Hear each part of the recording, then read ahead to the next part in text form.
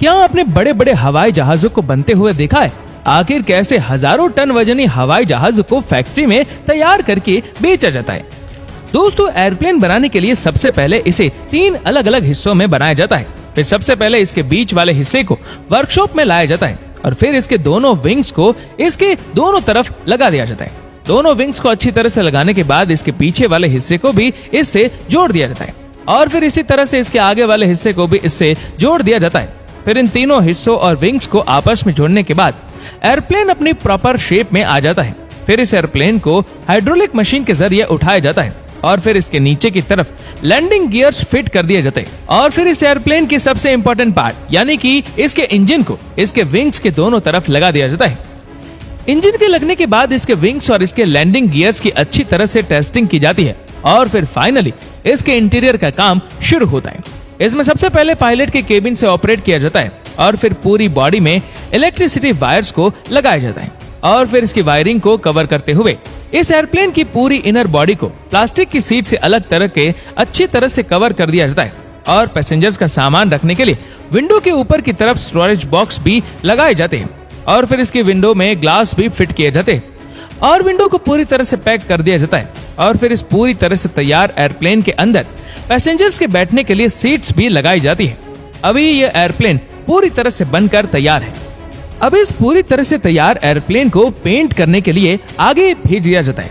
यहाँ इस एयरप्लेन के सभी इंपॉर्टेंट पार्ट विंडो, इंजन और कॉकपिट को पूरी तरह से कवर करते हुए इस पर स्प्रे पेंट किया जाता है। अच्छी तरह से पेंट करने के बाद इस एयरप्लेन के ऊपर इसकी ऑनर कंपनी का नाम भी प्रिंट कर दिया जाता है। फिर इस पूरी तरह से तैयार एयरप्लेन को रनवे पर ले जाकर इसे उड़ाकर देखा जाता है और फिर टेस्टिंग में सफल होने के बाद इस एयरप्लेन को ऑनर कंपनी को सौंप दिया जाता है। अब देखते हैं हेलीकॉप्टर मेकिंग प्रोसेस।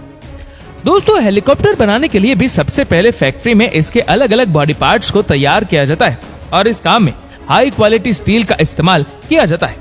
यहाँ हेलीकॉप्टर के इंजन के पार्ट्स को बनाने के लिए CNC मशीन का इस्तेमाल किया जाता है। CNC मशीन की मदद से इन पार्ट्स को काफी बारीकी से डिजाइन किया जाता है और फिर इन पार्ट्स को असेंबल करके पूरा डिजाइन इंजन तैयार कर लिया जाता है और यहाँ हेलीकॉप्टर की मेन बॉडी को भी इंजीनियर्स द्वारा हाथों से ही बनाया जाता है।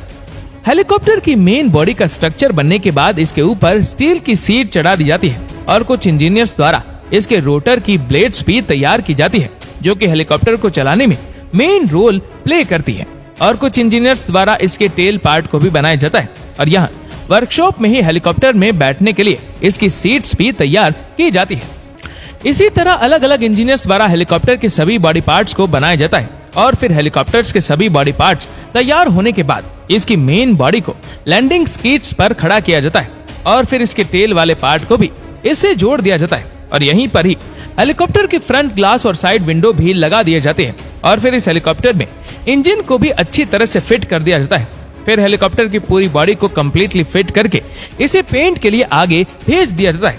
यहाँ हेलीकॉप्टर की विंडो और मेन ग्लास को कवर करके इस पर अच्छी तरह से स्प्रे पेंट किया जाता है। पेंट अच्छी तरह हो जाने के बाद इसे वापस से बाहर लाया जाता है और इसके इंजन वाले पार्ट से इसके रोटर को जोड़ा जाता है।